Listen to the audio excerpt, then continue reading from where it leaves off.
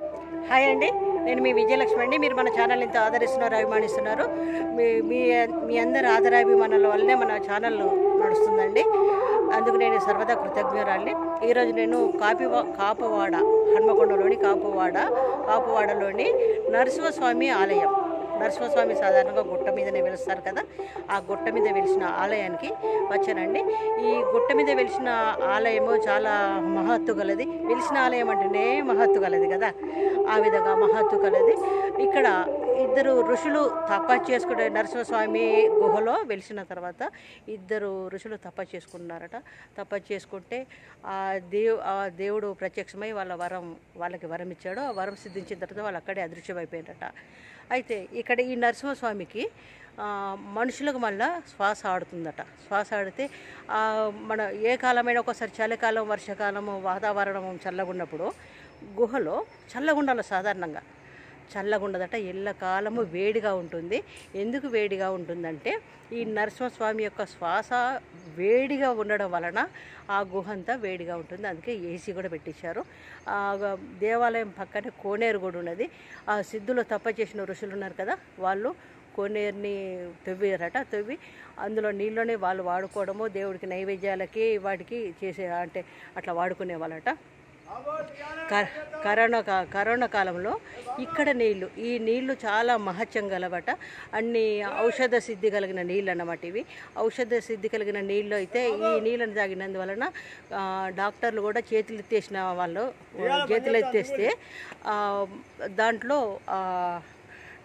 డాక్టర్లు ఇక మీరు తీసుకోండి, ఈ అబ్బాయిని ఇంటికి తీసుకోండి, ఇక పనికిరాడు అని అన్న వాళ్ళు ఇక్కడికి వచ్చి దేవుడికి పూజలు చేసి ఈ తీర్థాన్ని తాగినందువలన అతను మంచి కోలుకున్నాడట.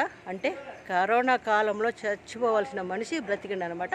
అంత మహత్తు కలదని చెప్పేసి అని అయ్యగారు చెప్తున్నారు. మీరు కూడా చూడండి. ఓకే, మళ్ళీ ఈ వీడియో మీకు నచ్చితే దయచేసి లైక్ చేయండి, షేర్ చేయండి, వ్యూ చేయండి, కామెంట్ చేయండి. బాయ్ అండి, మీ విజయలక్ష్మి.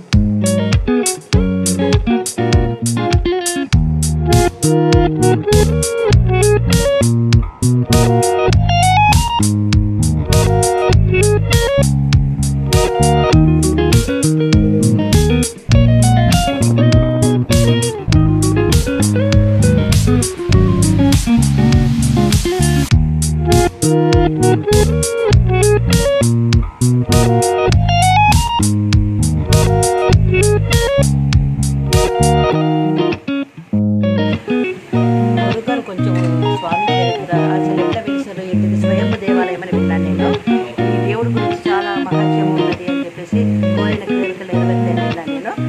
మరి ఎట్లా పిలిచిండ్రు, మరి ఎట్లా ఎవరికైనా కనపడ్డారా, కొంచెం చరిత్ర చెప్పరా అండి? సుమారుగా లక్ష్మీ నరసింహస్వామి వారు 1000 సంవత్సరాలకు పూర్వమే స్వయంగా వెలిశారు. స్వామివారి ఇక్కడ ఎందుకు వెలిశారు, ఎలా వేశారు వెలవడానికి కారణం ఏంటంటే స్వామివారి కోసమని స్వామివారు వెలిసిన 15 రోజులు తపస్సు చేశారు. ఇక్కడ ఇద్దరు ఋషులు తపస్సు చేశారు. ఓకే. వారి తపస్సును మెచ్చి స్వామివారి ఇక్కడ పుట్టకు స్వయంగా వెలిశారు. స్వామివారి ఇక్కడ స్వయంగా వెలవగానే ఆ ఋషుల కోరిక తీరిపోయింది. తీరిపోగానే కూర్చున్న ప్లేస్లోనే అదృశ్యమైపోయారు. ఎప్పుడు 1000 సంవత్సరాల పూర్వము. అప్పుడు అదృశ్యమైనను ఇప్పటికీ వారు కూర్చున్న ప్లేస్లోనే ఉండి స్వామివారిని ఇంకా సేవిస్తూనే ఉన్నారు, దర్శనం చేసుకుంటే. అంటే ఇప్పటికీ వారు అక్కడ ఉన్నట్టుగా మనకి ఎలా తెలుస్తుంది అంటే వారు కూర్చున్న ప్లేస్లో నీళ్లు పోస్తే ఆవిరైపోతాయి. అవునా? ఆవిరైపోవడానికి గల కారణం ఏంటి అంటే వారు ఇప్పటికీ మనుష్య రూపంలో లేకపోయినా సూక్ష్మ రూపాన ఉండి స్వామివారి దర్శనం చేసుకుంటున్నట్టుగా మనకు తెలుస్తుంది. మామూలుగా గుహలోపల ఎలా ఉంటుంది, చల్లగా ఉంటుంది. కానీ ఇక్కడ వేడిగా ఉంటుంది. ఏ కాలమైనా ఎండాకాలం కానివ్వండి, వర్షకాలం కానివ్వండి, చలికాలం కానివ్వండి, బయట ఎంత వర్షం పడ్డ లోపల టెంపరేచర్ అన్నది నీట్గా ఉంటుంది. ఎందుకు ఉంటుంది అంటే ఇక్కడ స్వామివారు మానవ శరీరాన్ని కూడా ఉంటారు. మన శరీరానికి ఎలా వేడి ఉంటుందో స్వామివారికి కూడా స్వామివారి విగ్రహం అన్నది కూడా అలా ఉంటుంది. మానవ శరీరం కూడా ఉంటుంది. స్వామివారికి చిన్నగా శ్వాస తీసుకున్నట్టుగా గాలి వస్తుంది. ఆయన వదిలిపెట్టే గాలిని అంతా పారి ఇలా వేడిగా ఉంటుంది. ఇక్కడ స్వామివారు కోసమని ఋషులు స్వామి కోనేరును కూడా తోడారు. స్వామివారి అభిషేకం కోసమని ముట్టడి చేయలేదు. స్వామివారి అభిషేకం నీళ్ళు వచ్చాయి అప్పుడే 1000 సంవత్సరాల క్రితం. అప్పటి నుంచి ఇప్పటిదాకా జలం వస్తూనే ఉంటుంది. ఎక్కడి నుంచి వస్తుందో తెలియదు కానీ 365 రోజులు నీరు అనేది వస్తుంది. ఎన్ని వర్షాలు పడ్డ వాటర్ లెవెల్ పెరుగుతుంది కానీ ఓవర్ఫ్లో అన్నది కాదు. మొత్తానికి నీటి మట్టడిలాగా పోయింది. అలా ఎంత ఎండలు కొట్టినా అది తగ్గుతుంది కానీ మొత్తానికి ఇనికిపోదు అన్నట్టు. అయ్యవ్వదు. తీసిన మూట అన్నది ఉంటుంది. ఆ నీటితోనే స్వామివారికి అభిషేకం చేయడం, రోజు పూజ చేయడం జరుగుతుంది. అలా ఇక్కడ ఈయనకు రక్షణగా ఆలయం చుట్టూరు పెద్ద సర్పం కూడా తిరుగుతుంది. మీరు ఇప్పుడు చూసారా? చూసాం, స్వయాన్ని చూసాం. ధర్మజలో దర్శనం ఇచ్చింది, స్వామివారి దగ్గర కూడా దర్శనం ఇచ్చింది. అవునా?